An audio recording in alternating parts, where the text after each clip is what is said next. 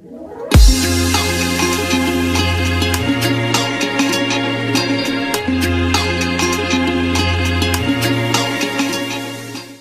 everyone, it's Kimberly and I'm back with you for another creepy story. And if you tuned into my channel last week, you would have seen that I read a story called Letter from the Girl Who Watched You Grow Up. And I actually recorded that video probably back before summer even started, and I just got the footage, so I decided to edit it and upload it because I have a lot of videos that I have already put effort into. I just haven't been able to upload them yet, so I thought I would finally do that. And when I was editing that video last week and getting ready to put it online and everything, I found out that there was a part 2 that was posted 6 months after the first part had been posted. So I saw that and decided that I wanted to read it. I mean, the first part was amazing. Let's see if the second part will live up to it. So I will leave the link to the story down in the description below, and you guys can go check it out for yourself if you'd like. But without further ado, here is Letter from the Girl Who Watched You Grow Up, Part 2. Hi, it's me. It's been a while since I last wrote you. I read on the newspaper that you received my letter. I guess you know about me now. I bet you're wondering who I am, what my given name was, who my parents were, where I lived, where I went to school, what I dreamed of becoming when I grow up. I don't know, maybe you didn't wonder. Maybe I just wish that you did. Maybe I just wish someone did. When you're locked away for so long, watching as the world passes by, not taking a second look at the blue house with the man with the fake smile, you start to understand that you really don't matter. You start to understand that the world only cares about the sensationalism and scare factor of a missing teen. They don't really care about the face in the missing posters. And that's where you begin to float. You float when he talks to you. You float when he beats you. You float when he enters you. You float far above it all. I read a long time ago that when you go through a near-death experience, many patients claim to hover over their bodies, watching as doctors and nurses work to save them. They floated. Apparently this is a mechanism of the brain when it is going through extreme trauma.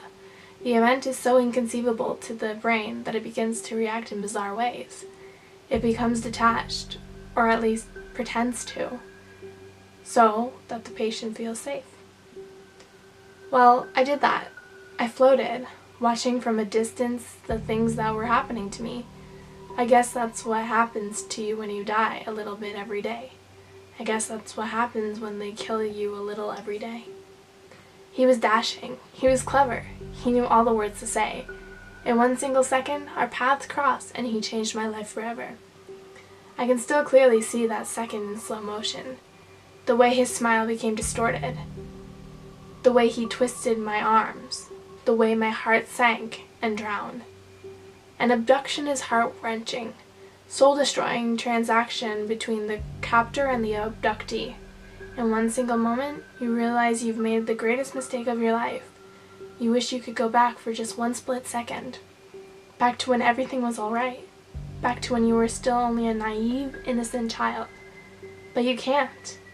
It's over before you even had a chance to process it.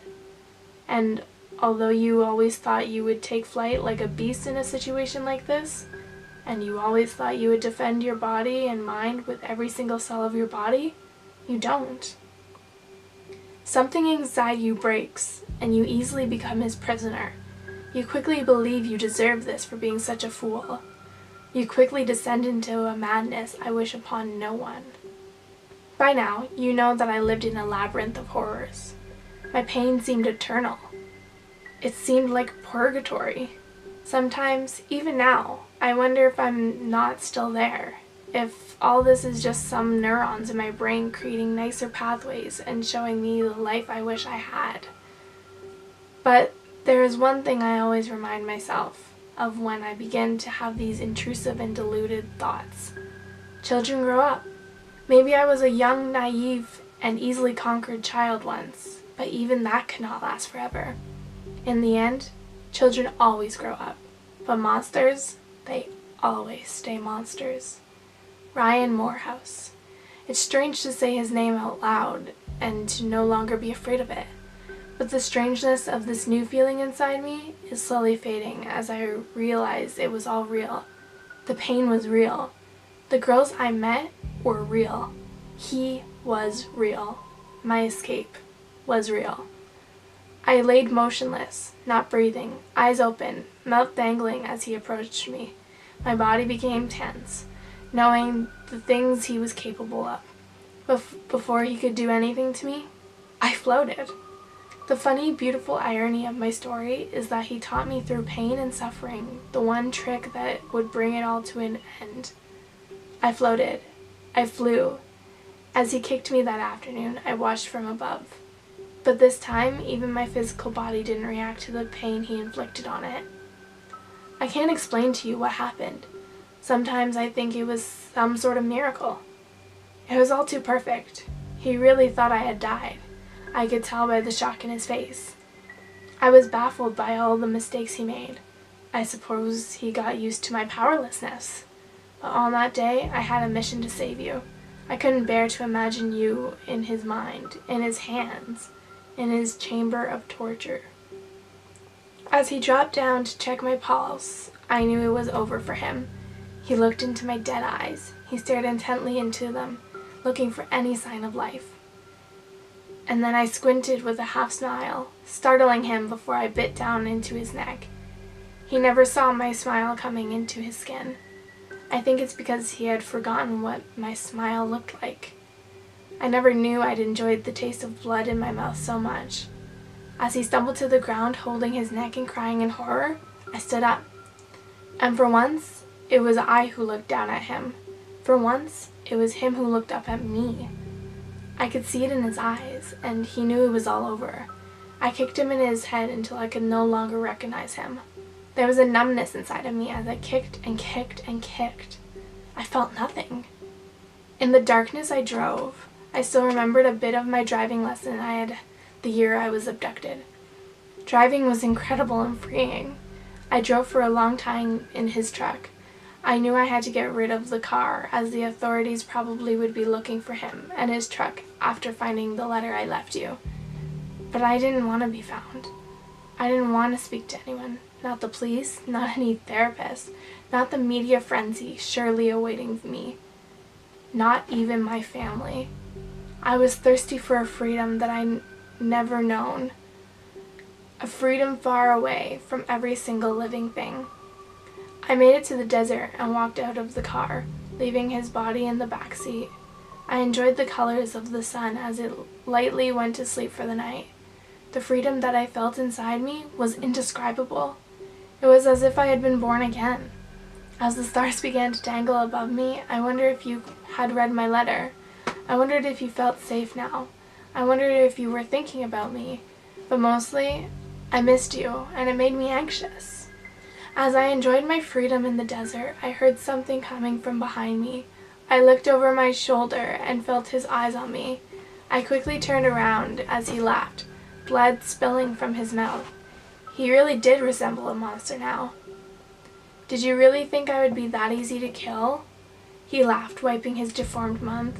Did you really think I didn't know you weren't dead? Even I have survived worse beatings than that, you fool. I retorted, slowly smiling again. Monsters are funny. They always forget that there can be monsters hidden in pretty little things too. I pulled his gun from my pocket and shot both of his feet. He fell to the ground once again, crying in pain. I'm not a kid anymore, I said, watching him recoil to the ground. I'm not a woman either. I paused, my voice changing. I'm not even really human. I'm not. I am what he made me. I am this thing that can't feel correctly. I am this thing that can float. I am this thing that has learned to accept severe pain. I am this thing, and I have come to accept it, but I don't think the rest of the world would. I won't lie to you. Ryan Morehouse and I, we still live together. Please don't feel bad for me. It is I who chose this. I can't help but feel that only he truly knows me now. Only he knows me in this deformed, twisted version of myself. Only he can understand me because I am what he made me. But he knows. He knows that it's my turn now. He knows that there is nothing he can do about it. He understands that he must serve me now, and that he doesn't have a choice but to be powerless and helpless like I was at once. With time, he will learn to float too. I wanted to write you this letter to give you a proper thank you. Thank you for always being there for me. Through that small crack, that small hole in the wall in the basement, I saw you grow in your front yard. I saw you shine. It is what truly kept me going. Your beauty, your innocence, your kindness, your wit. All made me live longer just so I could watch you for one more day. It was like watching my favorite TV show, and I didn't want to miss one single episode. So thank you for that glimmer of hope that kept me going through all those years that I was held captive. It makes me eternally happy to know that you'll never know the horrors of that unforgiving basement. It makes me happy to see you on your journey.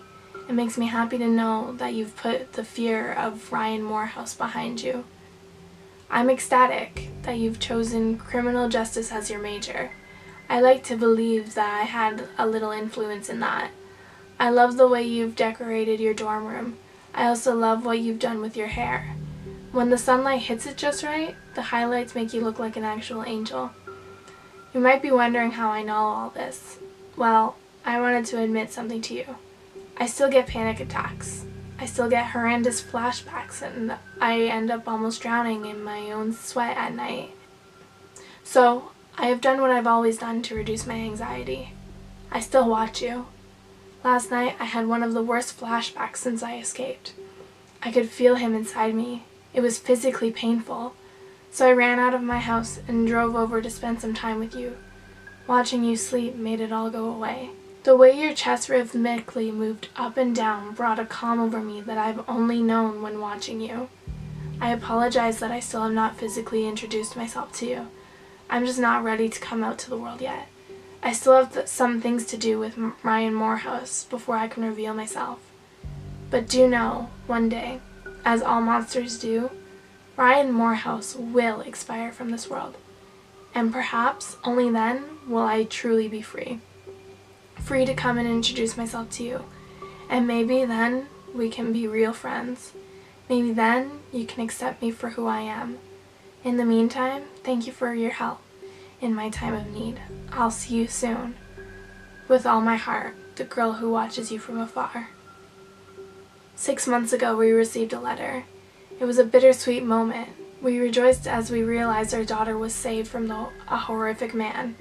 But we were saddened to find out that we lived in front of a house where many young girls had been held captive and murdered. Most of all, we prayed that we could find the anonymous girl who left us the letter. Although we received many messages asking us for an update, we were asked by the detectives and agents not to share information as an investigation was active and ongoing. Normally, I would respect the wishes of law enforcement. However, I find myself in a difficult position. I truly believe the public should know the dangers that hide behind pretty little houses in pretty little neighborhoods. It is nauseating and petrifying. This is why I've chosen to share it all. The first time we received a letter from the victim, we were thankful for the writer, for the girl. But the second letter has left us shocked and frightened. Once again, we are left with unknowns. The unknown of whether our daughter is now being followed by a stranger. The unknown of the mental state of this stranger. And the unknown identity of the girl who watched our daughter grow up. Oh my gosh. I thought this was incredible. This was a great part 2. I was never really expecting a part 2 after the first part. I just thought it was going to be the one letter and that would be it. But this was some pretty amazing writing in my opinion. Kind of scary that this lady is still living with this guy who put her through hell and back, but holy crap. It was amazing. This story really makes you think though, like it said, you never know what's hiding behind those pretty little houses. And personally, I live in a pretty cute neighborhood. Like, who's to say one of my neighbors isn't like a psychopath or a sociopath or something, you know? Which really makes you think and really makes you worry. But at the same time, you can't live life worrying about all those things. You gotta still live it and just go day by day and hope for the best. But I thought this story was amazing. I will leave the link in the description below if you would like to reread it. Just go over it and kind of figure it out a bit more, you know? I can't believe it. I don't know how people write these stories, and I know I say that like every time, but they are amazing, and I swear they just get more amazing every time I read a new one. Yeah, but I guess that's all I have for this video, guys. I hope you enjoyed it, and I hope you enjoyed this story. I thought it was incredible. But if you did like it, just please make sure to give me a big thumbs up on this video, as well as comment a story down below that you would like to see me read in the future. Subscribe to my channel for more content from me. As of right now, I'm hoping to do every Saturday and Sunday. We'll see if I can get another day in there with something different as well. Yeah, but I think that's it for now, guys. So I'll see you in the next video. Bye!